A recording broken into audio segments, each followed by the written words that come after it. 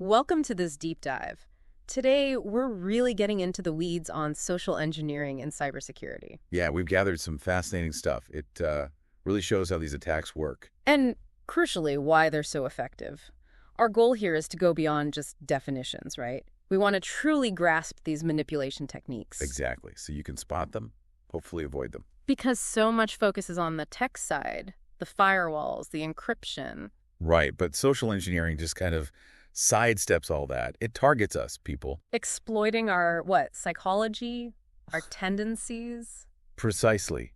Our vulnerabilities. It's often called hacking the human operating system.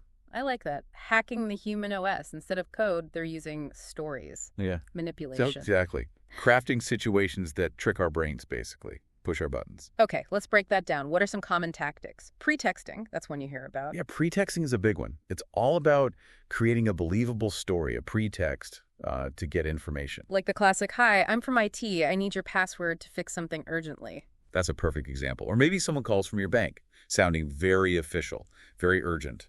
Claiming there's fraud on your account. Yes, exactly.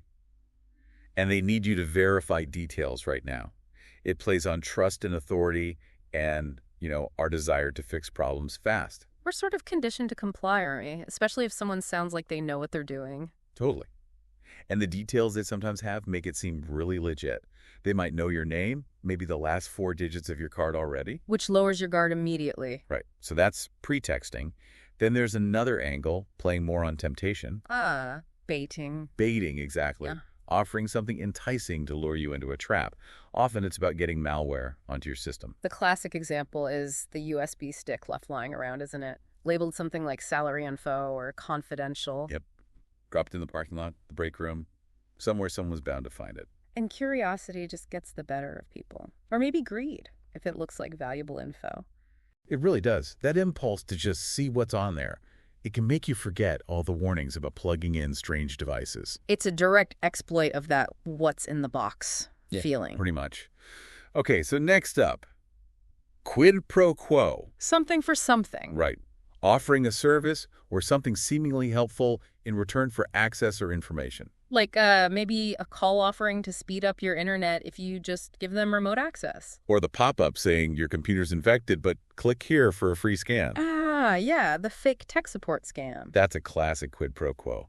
They offer to fix a problem, but first they need your login, or they need you to install their tool, which is actually malware. It's clever because it starts with an offer of help. It does. It builds a little bit of trust, maybe even obligation. You think you're getting something useful. But you're actually giving away the key. You got it. The helpfulness is just a mask for the attack. Okay, one more for now, tailgating. This one's more physical, right? Less digital. Yeah, purely physical, Yeah. sometimes called piggybacking.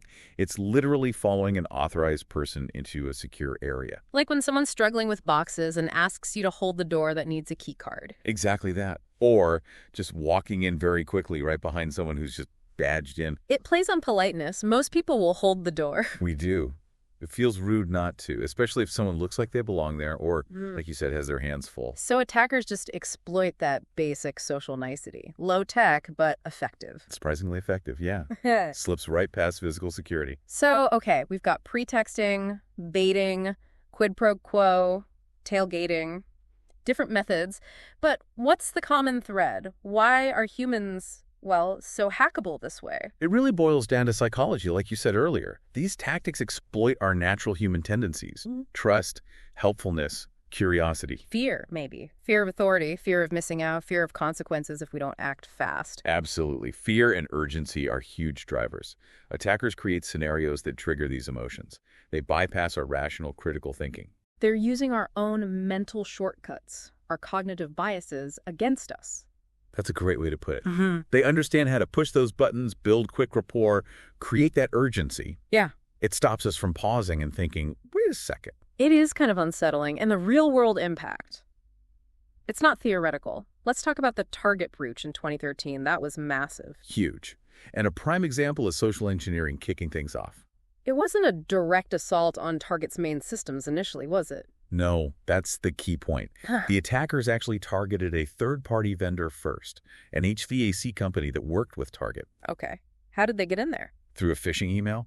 Classic social engineering. They trick someone at the HVAC company into giving up their network credentials. Wow. So credentials for the heating and cooling system, guys. Led them into target's network. Once inside, they could move around, find vulnerabilities, and eventually access the point-of-sale systems. Stealing millions of credit card details. That really highlights supply chain risk, too. Definitely. A vulnerability anywhere in the chain can be an entry point. Then, more recently, the 2020 Twitter hack. That felt different. High-profile accounts compromised. Yeah, that one was startling. It showed even major tech companies with presumably strong security are vulnerable. And again, it wasn't some super complex technical exploit at its core. No, the investigation revealed it relied heavily on social engineering. Attackers essentially talked their way into getting access. They targeted Twitter employees. Manipulated them how? Phone calls. Reports suggest phone-based social engineering, yes. Tricking employees into providing credentials that gave access to internal Twitter tools. And with those tools, They could take over accounts, big ones. Politicians, celebrities, companies, use them for that Bitcoin scam. it really drives home that the human element can be the weakest link, no matter the tech. It absolutely can. People are often easier to compromise than systems. Okay, these examples are serious stuff. So what can we actually do as individuals in our organizations? How do we defend against this? Strong passwords clearly aren't enough. Not on their own, no.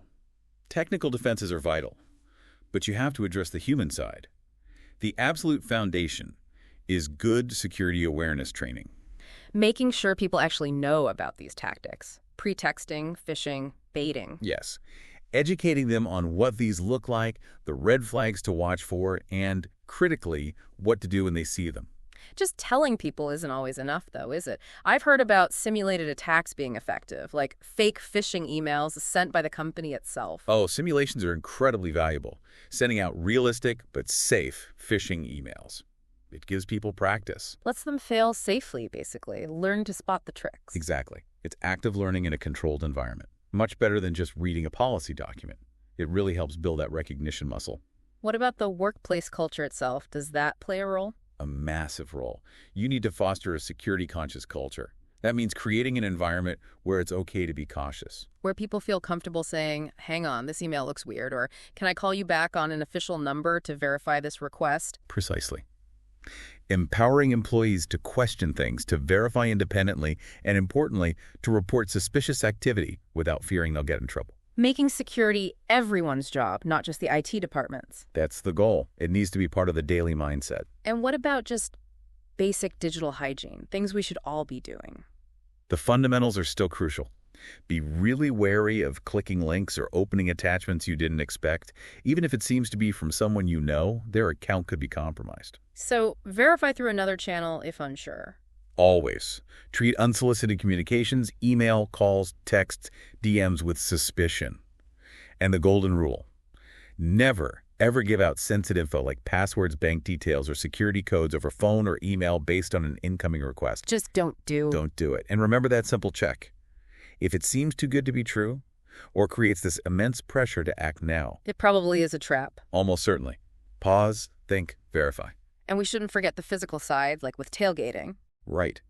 Be aware of your surroundings when you badge into a secure area. Don't automatically hold the door for someone you don't recognize. It might feel a bit impolite, but Better impolite than letting an attacker in. And if you see someone wandering around a restricted area who looks out of place, don't be afraid to politely challenge them.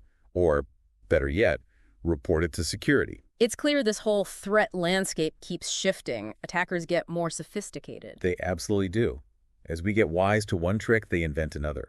It means vigilance in education can't be a one-off thing. It has to be continuous. For everyone, individuals and companies. Yes, but the positive side is, by really understanding the psychology, by training effectively and consistently, we can build what you might call a human firewall. A human firewall. I like that. Making people a core part of the defense, not just a potential weakness. Exactly. A workforce, or just you as an individual, that's resilient because you understand the manipulation tactics. That's a defense just as strong, sometimes stronger, than any technology.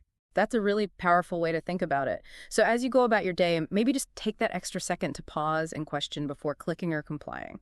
That pause could be everything. Couldn't agree more.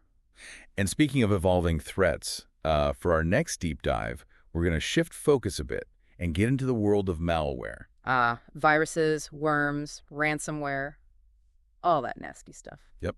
We'll look at how they work, how they spread, and of course, the crucial steps you can take to protect your devices and your data. So join us next time as we continue exploring cybersecurity.